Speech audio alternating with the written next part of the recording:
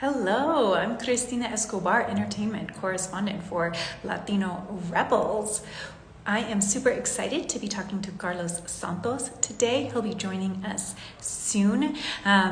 You may recognize him as the actor from Hintified. He played Chris, but he's also been in a bunch of other stuff, including The Valet and most recently Primo, which is what we are here to talk about today. If you haven't watched Primo yet, it's on Amazon Freevee, and it is an amazing show. I've been recommending it to everybody who asks me for recommendations, and as a media critic, I get a lot of those requests. It's this beautiful family show. Look, and here he is. I'm adding Carlos in. Rafa, who is growing up in San Antonio. It's based on Shea Serrano's life and he's growing up with his mom and also his uncle. Hello, hello. How are you? Good, how are you? Good, good. I'm so excited to be chatting today. How is your day going? So far, so good. Getting started. I like it. I like it. So I was introducing you and saying all of the amazing stuff. I heard.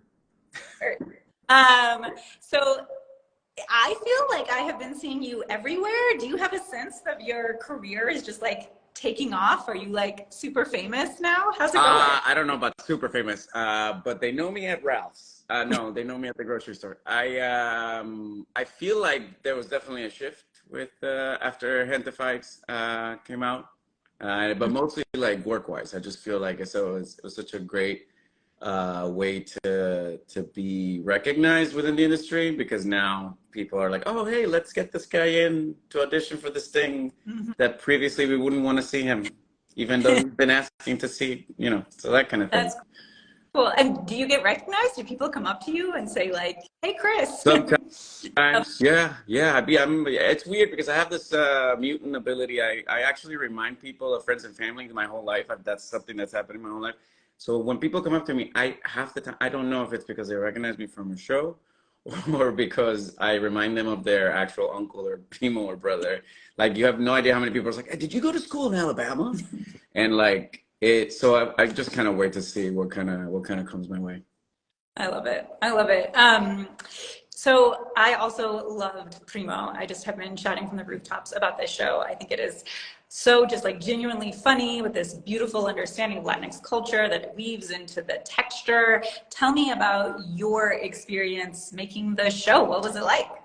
Well, I mean, from the get-go, when I first got the script, I was so excited because it was just immediately like so well written just from jump, that I was like super excited to just be like, man, I really want to be a part of this. There are all these uncles, I gotta at least try to get one. So that was like the audition process. And then the more I kept preparing and getting to just like do the show, it was just kept getting like really exciting. Just to be working with Shea Serrano, to be working with Mike Schur.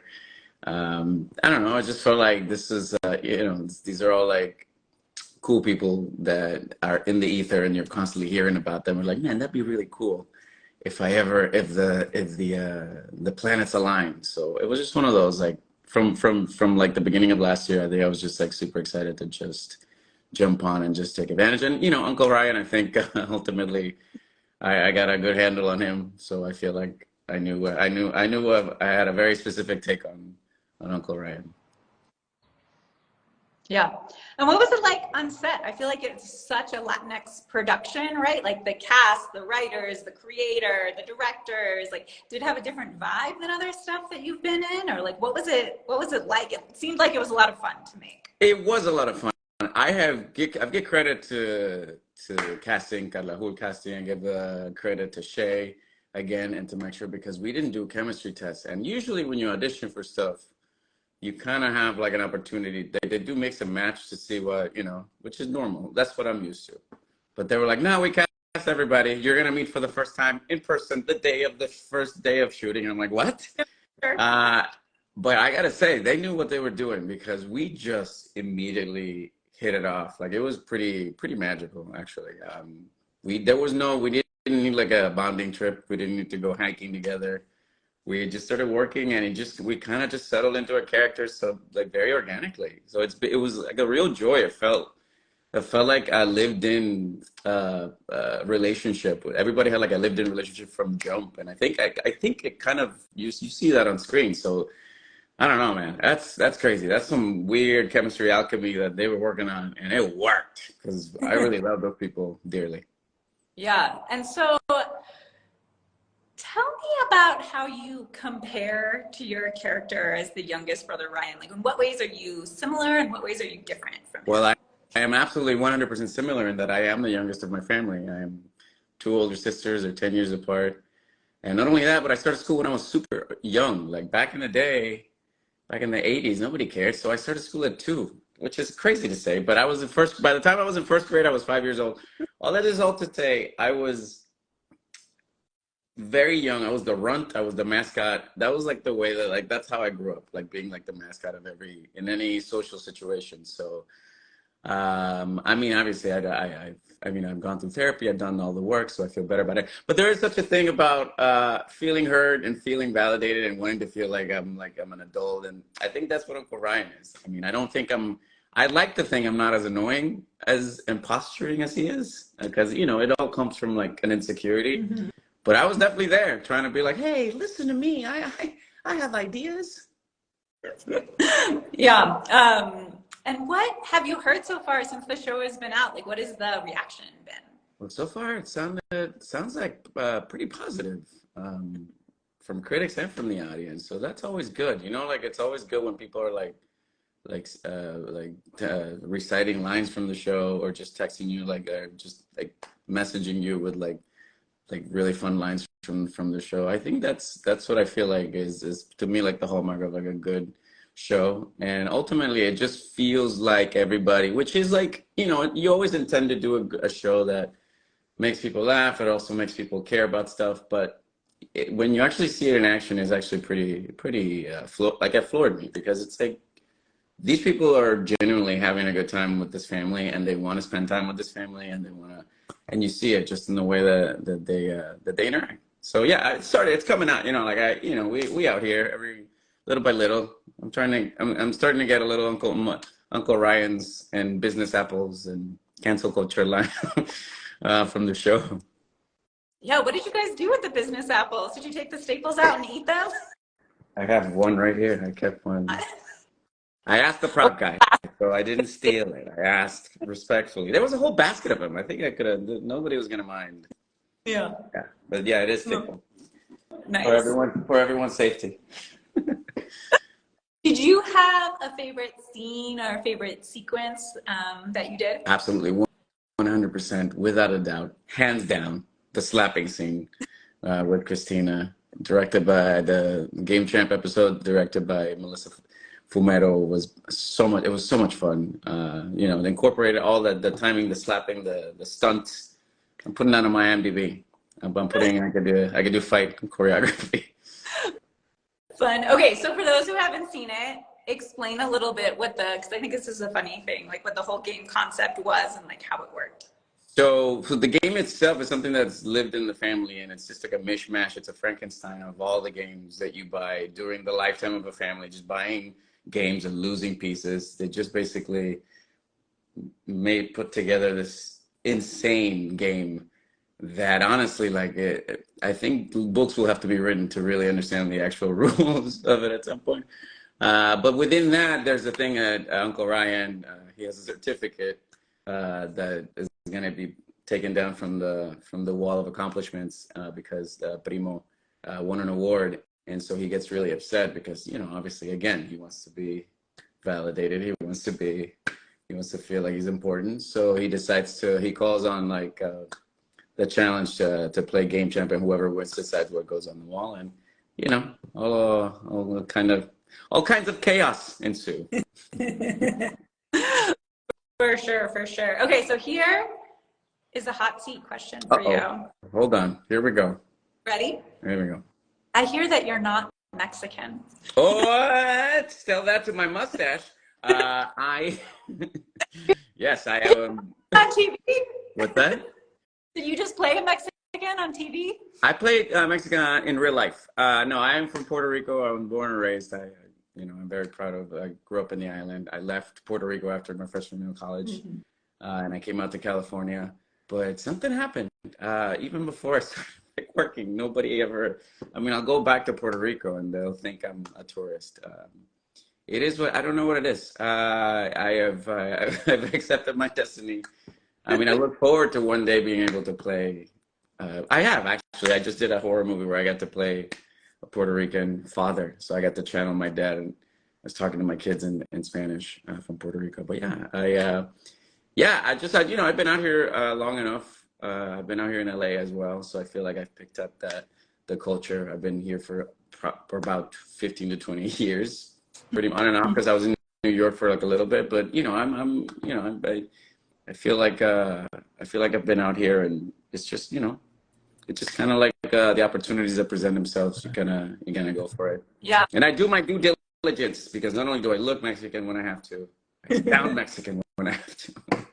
Yeah. So tell me a little bit about how you play cross-culturally, because I think there's a couple of things going on. I think, like, one, sometimes people look from the outside and they're like, oh, Latinos are all the same. Everybody's Mexican, which is, not true. Right. And then also Latinos get rowdy about, like, Yeah. that's a different blah, blah, blah. So I'm curious, like, how you navigate the intricacies of playing a Mexican on TV, but being Puerto Rican. Yeah. So for me, it's like, I'll go back to, like, I want to validate, first of all, let's validate those concerns, because they come from a real place of wanting to be properly identified. We come in and we have been in an industry that has not necessarily cared about our representation.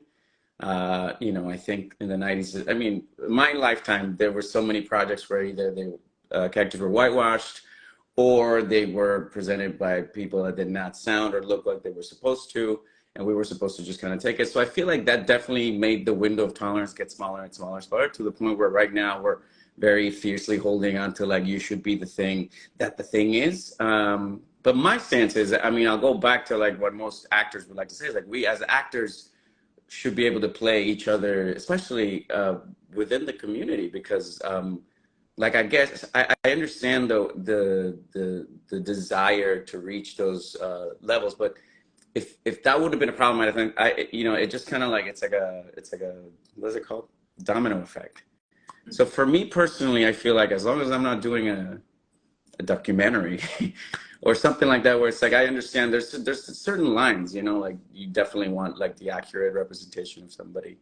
But at the same time, I feel like we shouldn't be gatekeeping our own selves. I mean, that happens already so much from the people from just, like, outside. We get gatekeeped. And the reality is that that's true. A lot of people see us as one thing. So I feel like if we do it with respect, if I come correct on my end as an actor, and I look at and I sound like what I'm supposed to do, then I think we should be able to play each other's stories. And hopefully we get to a point where that's no longer an issue. But yeah, I feel like I do. Again, I want to validate, because I've seen those projects where it's supposed to be from something, and suddenly it's like a whole different accent. And it just, it's jarring. And it also makes us feel like we're not as important for those, to be appreciated for those little details of accuracy. So yeah, I believe it, but also hopefully I have a dream that one day we can play. Well, it's definitely a bit of a scarcity mindset, right? Like, nobody's had on Succession that not all of those actors are American. Like, a lot of them are not, and they're doing it in an American accent, and for the most part, you cannot tell. I think the problem comes in is, a lot of times, per your point, right? Like, people will be speaking Spanish, and, like, man, sometimes I can barely understand Puerto Rican Spanish. Sorry. And I understand you very fast. I understand. You just say? But I feel like there really is a big difference, and Hollywood has ignored a lot of them, or, like, glossed them over. So tell me, like, how do you do the research? Like, how did you go and, like, find out and, like, figure out, like, how to do the acting part of it? Well, like I said, I think for sure, at least have a very strong and organic understanding of the Mexican American experience here in LA, because I've been, like I said, I've been here for 20 years. So I don't think I'm faking it. I've been absorbing it since I got here. And I'm also a comedian. I'm a performer. I do character work. I do sketch. So, like, I understand that there are certain, like, accents and there are certain like nationalities that I could do like a sketch version of. But as of right now, I know that I can three-dimensionally do like an actual human in terms of like with the with the Mexican or in Spanish, whether it be in Spanish or in English, and obviously Puerto Rican. So these are the two things that I know that are inside of me that I've just naturally and organically cultivated. If I have the opportunity to play something else, then it would just be I would have to go right into it and do like the heavy research. I haven't had that opportunity yet, but I'm sure that would definitely be a great challenge for me to tackle, for sure. Yeah. And what do you see, like when you look around, what do you see is going on with Latino representation in Hollywood broadly? Like I feel like sometimes as a journalist who covers it, sometimes I feel optimistic, sometimes I don't. Like it kind of ebbs and flows. And I know we're in like the strike right now. And so like a lot of things kind of going on in the industry. How do you see what's going on with Latinos in that particular entertainment space right now from your vantage point? I think I've been here, like I said, I've been here long enough to kind of see the ebbs and the flows of all that. Mm-hmm. For me specifically, I come from like it's good to keep track of what's happening, but I also do believe that the present day is always going to be the best time. Today, as we stand right now, we are way better than we were 5 years ago, or we were 10 years from before, 15, 20. And that's why I also I respect a lot of actors. I have a lot of compassion. It's going to sound like, but I mean, like I have a lot of appreciation for the actors that Latino actors that came out from like the 90s and the 80s, because they really had to, oh boy, like in my perspective, like if there's like an older actor that's like resentful, I'm like, man, you should be resentful, because that is hard. Like they went through some stuff. Like they definitely they really took a lot of hits so that we can be speaking about like a bunch of Latino series regulars by a Latino showrunner. You know what I mean? Like what a blessing that we can appreciate that. But it's always going to be a slow process, and it's understanding that you can have that mentality of like the ship is always sinking, or you can just be like, hey, we're trying to move the needle forward every day when we wake up and we do a project. And to me, that I've always come from like my work speaks for myself, and I think at the same time we should just talk about and focus on the work and just continue to plow through. I mean that's what that's like my dad taught me basically, and it's worked very well for me in my career. Of just like, yes, I know this is happening, but mira, you gotta let's Yeah. give them something to talk about or think about, or So I think that is good advice, but also we're in a place where maybe the work is stopping right because of sure. so we don't know. So sort of where can you explain for folks maybe who don't know like what's going on with this strike, and then also like sort of your feeling about what needs to change, if anything, in the industry? Yeah, well, I mean, right now we're in the middle of a writer strike. That's the WGA. We just voted, updated. We just passed the actors vote for a possible actors strike as well. We will find out by the end of this month. But essentially, we're fighting for like fair stuff. Like I've also been here long enough to know that you can make a lot of money. You used to be able to make a lot of money back in the day. I mean, there was a time, at least for actors, I can speak for actors, where if you got a national commercial, you could buy a house, and now you can fill your tank of the car. So we've seen like the regression of just profits or the redistribution. And, I think at some point, and this is why this is so important right now, because especially with like new technology, and we're talking about AI and how that's going to affect the future, there's a lot at stake here. And I think that, I love the people, I love the writers of Primo, I love the writers of Gentefied. I mean, the shows wouldn't be what it would, we would have never appreciated if it wasn't for that experience that they brought into the writing process. So I see that, and if you have any ounce of empathy, or as an actor you realize that this affects everybody, then you realize why it's so important that we continue to fight to see we take it as far as we can, so that we get compensation. I mean, it's not a crazy idea.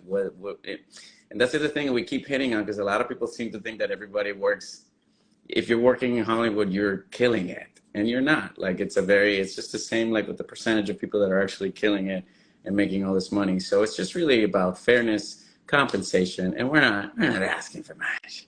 We're just asking for a little bit. But it's important that we fight, because, you know, that's the way, you know, whatever things, whatever we get to do today, I mean, like in the present time, is gonna have ripple effects for the next 10 to 20 years. So it's important that we stick to our guns, have nothing but love to the WGA strong, WGA strike, hashtag. And we're just hoping that, you know, that it works out. Yeah, you know, one of the things that I'm struck with is, like, I think there's some like preconceptions that the public has. One, that, like, right, if you work in Hollywood at all, that you're rich. And then two, that artists should maybe do it for free because they just love their craft so much anyways, right? So you kind of have like both of those things going on. And then you add in, like, I don't know, like, there's a lot of conversation around like Nepo babies, right? Like the people who start on second or third base. And it's like, our community is not coming, you know, like, other than J-Lo's kids, man, we don't got a whole lot of like people. They gotta grow up so they can have more kids and they can get that Nepo train baby going. Yeah, so like, how I feel like in particular it affects like under-resourced Latino communities of color, just like to be able to do, you know, these things that y'all have been doing. Do you have that sense as well? Yeah, but in terms of the Nepo baby, I mean, I like to, you know, I try to be as balanced as possible. It's also, it is fair and it's not fair, at least for them individually. They didn't, just like we didn't, I didn't ask to not be born in the industry. They didn't necessarily ask. I mean, it just, what we really are, we're really kind of upset at them, but the reality is that the root of it is the opportunities that are not given to us and that are taken away from us. And so we kind of like, it's like the new kid with the kid in school with the new sneakers. We just want to step on them because, like, why did you get new sneakers? And I think we should redirect that focus. I mean, you can hate on Nepo babies. I'm not, listen, if this is what fills your day, that's all you, baby. But if we're talking about constructively, I think it's really the system that perpetuates these things and the opportunities that are taken from us. And I think with Latinos the same. Like, we are in positions where we end up fighting for our identity, we end up fighting for whatever. Meanwhile, the people in power are like, look at them, they're doing it to themselves. So I feel like that's the hope. I feel like when we talk about like having some kind of progress and just moving forward, is like to really, yeah, if you want to hate, that's great, but like try to keep that needle, that focus on like the actual actionable items. You know what I mean? Actionable items. Yeah. And speaking of actionable items, and I know we're running low on time too, so I want to hear from you, for our audience, like, why they should watch Primo. Like, what is specifically for them in the show, as, you know, Latinos who follow the news, they're followers of Latino rebels, they care about representation. Like, why should we all watch this show? I'm not going to force you to watch the show. I'm talking to your community. I'm not talking to you. Hey, what's up? Listen, Latino rebel watchers, you don't have to watch the whole thing, but just check out the first episode and see how you like it. That's all we're asking. I feel like it's such a great, heartwarming show. If you don't like it, you don't got to do it. I mean, we appreciate the support, but I feel like at the end of the day, there's a hope that you'll genuinely and organically like the show. It's got a little bit of everything, but obviously it's just so well written and so well directed, and the stories are so fantastic. And I feel like, to me personally, objectively, there's so much to love, so many good characters. But just give it a try. That's all I can ask for. You know what I mean? Like it, just watch it and see how you feel about it. And maybe by episode 2 or 3, you can have a formed opinion. Well, I can say, as a critic and someone who like specifically does Latino representation, whenever a show that comes out is like really Latino, I'm always a little bit nervous. Yeah. I'm always, what if it's terrible? Like, what am I gonna do? Maybe I just don't write about it. But Primo is not that. I really loved it, and I would consider myself a fan of Shea Serrano and his work, and I love, Mike Sure, I've loved Parks and Rec and The Good Place, and so like to see that sort of like combination of like a heart earnestness, which is like really a lot of jokes, like a lot of just like funny, laugh out loud jokes. I just felt like it was just a great show. Like I have been recommending it to everyone. Just It's got a good hit rate. And I will say that that is by far the best compliment that we've been getting, or that I've been getting personally, is that people that know me, or people are, they say, usually say, oh, I liked it. Usually you hear that, but there's a modifier that we've been hearing, and Mhm. it's, we actually like it. And that means a lot because of what you're just saying, because we're trying to support. And sometimes the best way to support a show that you don't like is by just shutting up. So I feel like that to me is like, oh, I get, hey, actually, okay, mira, I got you. I Yeah. understand. Thank you so much. I appreciate the love, because it's like a lot of us are out here trying to support, our own stuff. But when you get that asterisk actually, then you know it's It's real. it's real. On Freebie, you can check it out now on Amazon. Freebie means it's free, so you can just go and Yeah. watch it. Carlos Santos, thank you so much for joining us. Before you leave, do you want to tell, I imagine my people know, but do you want to tell folks like how to follow you, what's up, what you got going on next? Just last words before I say Last word. goodbye. And That's very ominous, but I'll try my best. You can follow me at, of course, it's Carlos on Instagram. I think most of everything. I think it's Carlos Santos on Twitter.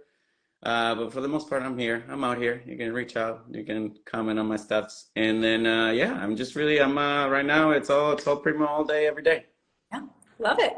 All right. Thank you.